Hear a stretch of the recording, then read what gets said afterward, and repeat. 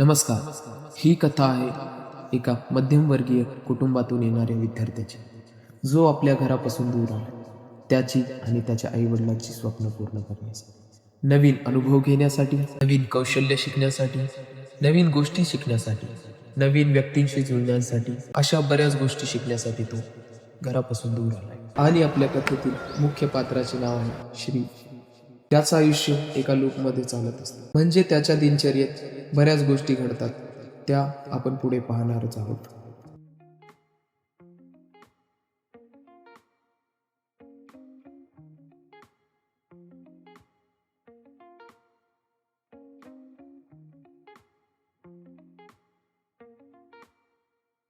N number of people. I still remember till my post graduation, I was confident, but not that. But I have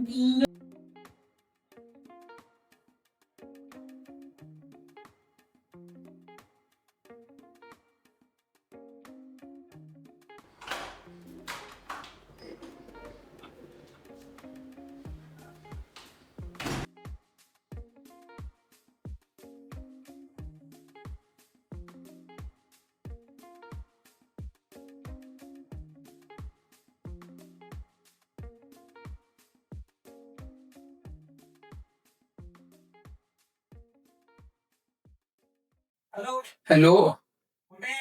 रूमवर आहे. काय करतोय? बसलोय. सहज आम्ही बोलावं म्हटलं. गेट का काय देणं होता ना? हा हो, देत होतो, पण एमसीए ला ऍडमिशन घेतल्यावर देणार नाही म्हणलं होतं तुम्हाला. म्हणजे 3-4 महिन्यामध्ये सिलेबस करणं अवघड गोष्ट आहे ना त्याची.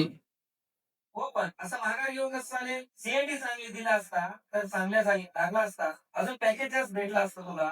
अंकिता बघ बरं, किती मोठं पॅकेज भेटलं तिला. हो, मान्य आहे, चुकलंय, पण सुधारणा करत आहे ना. सुधारणा करत आहे असं नाहीये. किती दिवस उगाच करत राहणार? आणि ती इंटर्नशिप काय ते करत होतास ना. एमसीए ला ऍडमिशन घेतल्यानं सोडली, नाही तर त्यामध्ये सगळं शिकून घेण्यात आलंय ना. मग जॉब काय लागला नाही? त्यातून सगळ्यांना लागला ना जॉब. असं नाही की ट्राय केलं नाही, प्रयत्न केले नाही, तर काहीतरी कुठेतरी चुकत असेल म्हणून भेटली नाही. आणि डाऊन फेज चालू आहे ना इंडस्ट्रीचा. नाहीतर मी ट्राय करतोय, असं नाही की ट्राय करत नाही. स्टार्टअप वर वर्क करतोय, नाहीतर कॉलेजच्या गोष्टींवर वर्क करतोय, आणि इन्फ्लुएन्सिंग पण ट्राय करत आहे. सगळ्याच गोष्टी ट्राय करत आहे ना. स्टार्टअप काय करायचं म्हणत होता? अभ्यासाकडे लक्ष दे. एमसीए झाल्यावर कर सगळं. असं नाही की त्यामधून काही फायदा नाही. आता स्टार्टअप मुळे पण मला इकडे सपोर्ट भेटणार आहे ना. म्हणजे माझं जे रेग्युलरचं शिक्षण आहे त्याला पण त्याच्यामुळे सपोर्ट भेटत आहे. आणि तुमचा कोणी इंजिनियर दादा वगैरे ओळखीचा असेल तर त्याला विचारा एक वेळेस स्टार्टअप काय असतं वगैरे एक्सेट्रा. तो सांगेल तुम्हाला. जर चुकीचं काही आहे म्हणत असेल तर मी जागेवर सोडून देईन ना स्टार्टअप वर वर्क करणं. पण जर चुकीचंच नाहीये तर थांबावं कशाला वर्क करणं त्याच्यावर. काय करायला काय झालं? बोलून काय फायदा नाही.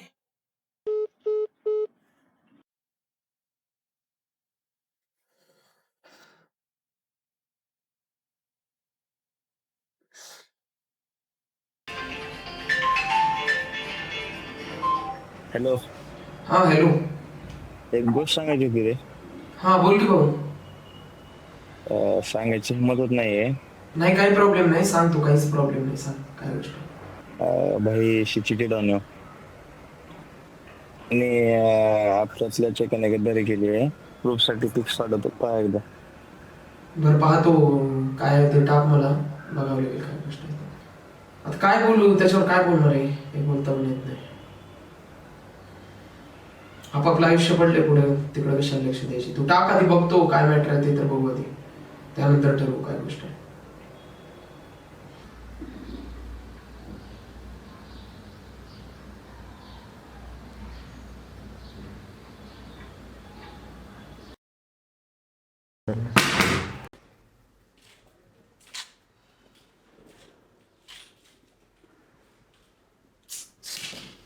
ऐक ना भाऊ,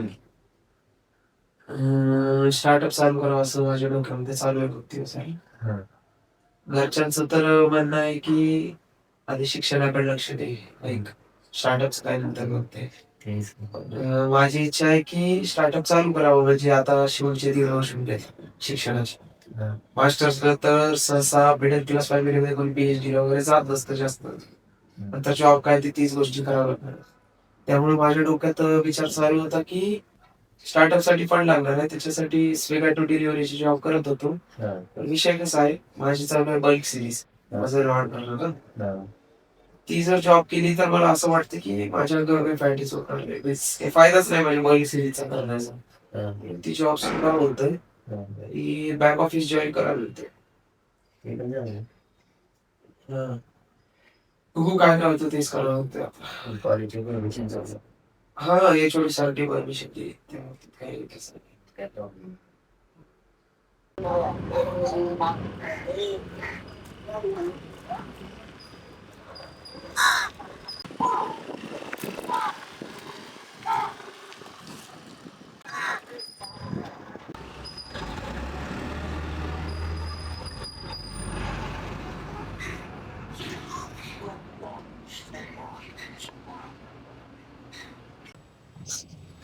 हा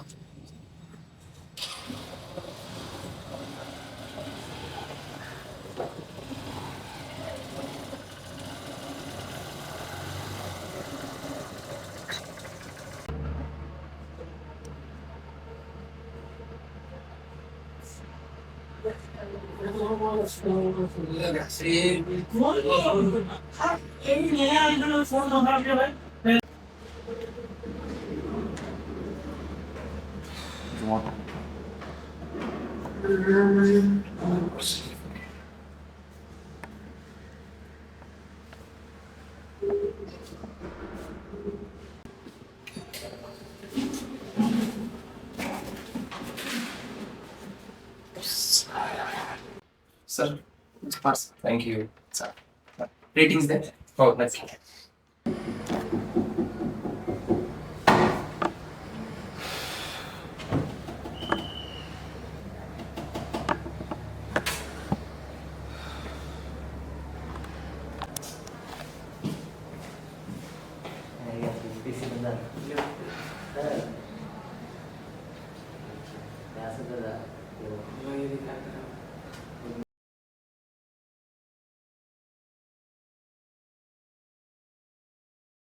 आयुष्याचे कितीही लागले असतील तरी एक आपलं ठिकाण असतं जिथे गेल्यानंतर आपला सगळा थकवा, तणाव, एकटेपणा सगळं दूर होत असतं. ते म्हणजे घरापासून दूर एक आपलं घर. ज्यांच्यासोबत असल्यावर जे स्वर्गसुख भेटतं ते कुठंच भेटत नाही. त्या टपरीवर बसून पिलेल्या चहाची किंमत, प्रत्येक हसलेला दुःखातला खराब परिस्थितीतला क्षण, एकत्र निभावून नेणे यास कुटुंब म्हणतात. एकमेकांच्या यशात आनंदी होणे आणि दुःखात पाठीशी राहणे.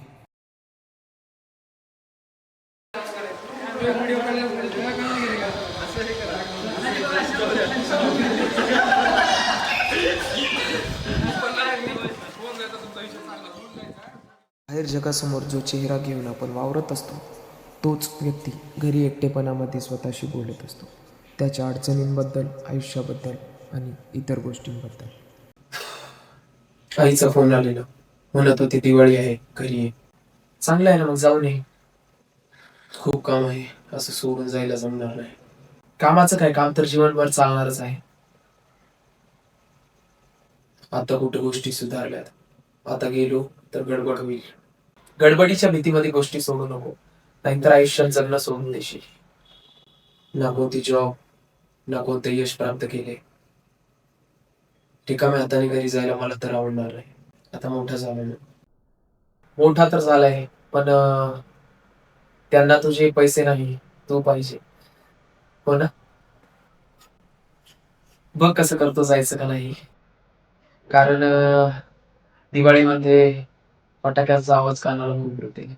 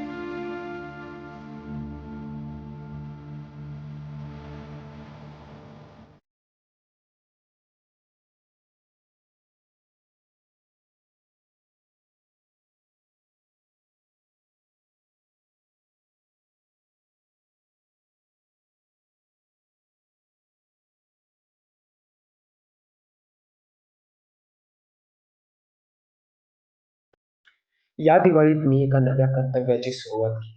मंदिरातला पहिला दिवा मी त्या देवाला समर्पित केला, ज्यांच्यामुळे आमच्या मंदिरातला कळस वाचला. आणि तो पहिला दिवा मी अर्पण केला श्री छत्रपती शिवाजी महाराजांना, कारण त्यांच्या तेजामुळेच या भूमीवरील काळोख दूर झाला आणि आपल्या सण संस्कृतीला अभय मिळालं. काळाची पानं कितीही बदलली तरी युगप्रवर्तकाचा मान नेहमी पहिला त्यांचाच राहील. म्हणून अशा या माझ्या राजाला मी मनापासून मानवंदना देतो. शोधू कुठर धावू कसर मीच स्वतःला पाहू कसर ह्या मावळ्यातून मावळून तू कधीच गेलार माझ्या राजार माझ्या शिवबार माझ्या राजार माझ्या शिवबार शोधू कुठर धावू कसर मीच स्वतःला पाहू कसर श्वास हे गहन बदलले किती जन्माने श्वास हे गहन बदलले किती जन्माने पायाची वाहन होऊ दे कदा तरी डोळे मिटून घेतो मी तुझ्या पाशी येतो डोळे मिटून घेतो मी तुझ्या पाशी येतो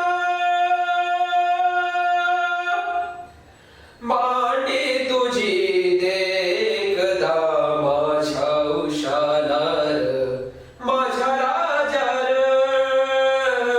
माझ्या शिवबार माझ्या राजार माझ्या शिवबार शोधू कुठर धावू कसर मीच स्वतःला पाहू कसर या मावळातून मावळून तू कधीच गेलार माझ्या राजार माझ्या शिवबार माझ्या राजार माझ्या शिवबार. गाणं संपलं तोपर्यंत सगळी उत्तरे मिळाली. मनातून एकच वाक्य बाहेर आलं, लढायचं, हारायचं, मारायचं, पण झुकायचं नाही. छत्रपतींची मावळे आहोत आपण, इकडं माघार नसते. हे सर्व चालू असते वेळी त्याने एक गोष्ट पक्की धरून ठेवलेली, ती म्हणजे जिम, व्यायामशाळा. मागच्या काही महिन्यामध्ये जिम ही फक्त एक जागा नाही राहिली. जिमला जाण्याआधी दिवसभराचा थकवा, तणाव, न सुटलेले प्रश्न, या गोष्टी जिमला जातेवेळी माणूस सोबत नेतो, पण वापस येतेवेळी त्यातल्या निम्म्या फक्त बाकी उरतात. आयुष्यामध्ये बऱ्याच व्यक्ती येतात ज्या पूर्ण आयुष्य सोबत नसतील, पण त्या व्यक्ती आयुष्यात बूस्टर्सचं काम करतात. बूस्टर्स म्हणजे आपल्या अवकाशयानाला आकाशात उंच भरारी घेण्यासाठी जे मदत करतात आणि एक पल्ला गाठल्यानंतर ते निघून पडतात.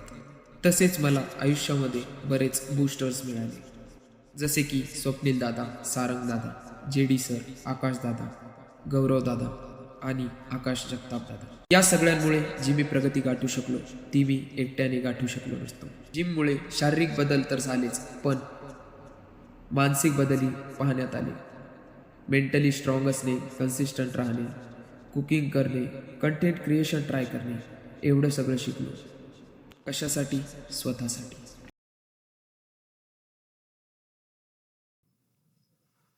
भाई अक्षय पण लागला जॉबला, बरं झालं.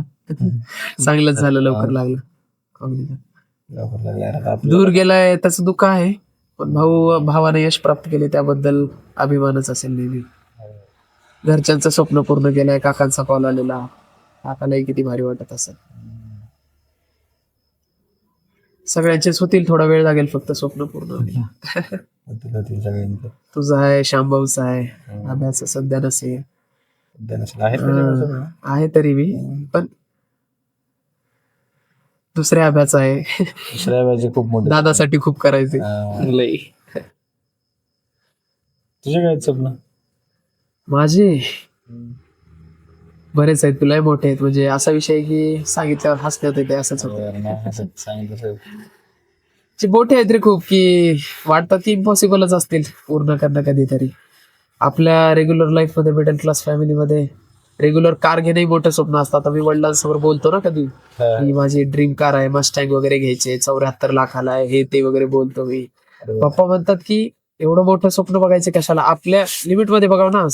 म्हणजे माणूस कमी जरी पगार कमवला तरी सुखीच राहणार आहे शेवटी. असं नाही की एवढ्याचीच कार घेतली म्हणजे सुखी राहील. त्यांचाही पॉइंट ऑफ व्ह्यू एका टाईपने बरा आहे, पण स्वप्न बघितले पाहिजेत माणसानं, असं मलाही वाटतं. म्हणून मी बोलतो त्यांना तसं की आहेत स्वप्न वगैरे. त्यांनाही फिरवायचं मला भरपूर आयुष्यामध्ये. माझेही काही स्वप्न आहेत, शेतामध्ये घर बांधायचं असेल मोठं, और त्या घरामध्ये मेमरीज सगळ्यांसोबतच्या होल्ड करून 2 रूमा बांधायच्यात खाली, ज्याच्यामध्ये म्युझियम बनवेल, मेमरीजचं म्युझियम असेल ते असेल.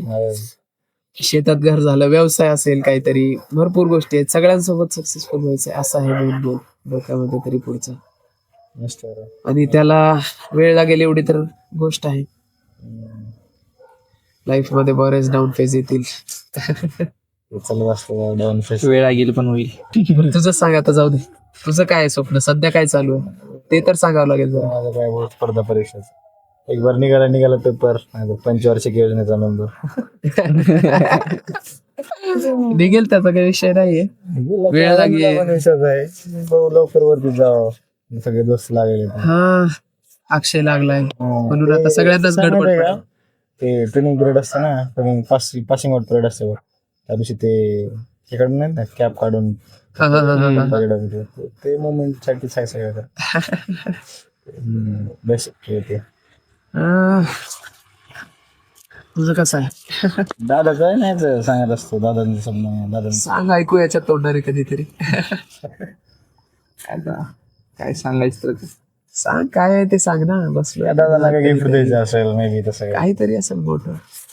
मागे सांगत होतास बघ काहीतरी. लवकरात लवकर पप्पांचं मला काम हलकं करायचं. हा. पप्पांना लवकरात लवकर आराम द्यायचा. एवढे 50 वर्ष झाले करायला, नका निवांत बसलेलं बघायचं. तीच फक्त आता एक इच्छा आहे. बाकीची इच्छा आहे, पहिला ती होती, मग बाकी वय जसं वाढतं प्रेशर वाढते का? लय वाढतंय. लय वाढते रामायण. शांभाऊचा डायलॉग आठवला मला त्याच्यावर. म्हणजे ते की एक पुढच्या 5 ते 10 वर्षामध्ये एक तर मी फोटो फ्रेम मध्ये असेल, नाहीतर ते हॉल ऑफ फेम वर असेल. शांभाऊ इतर असला तरी त्याचं वाक्य डोक्यात राहील तेच. आणि अशा गाड्या तर बऱ्याच घ्यायच्या आता.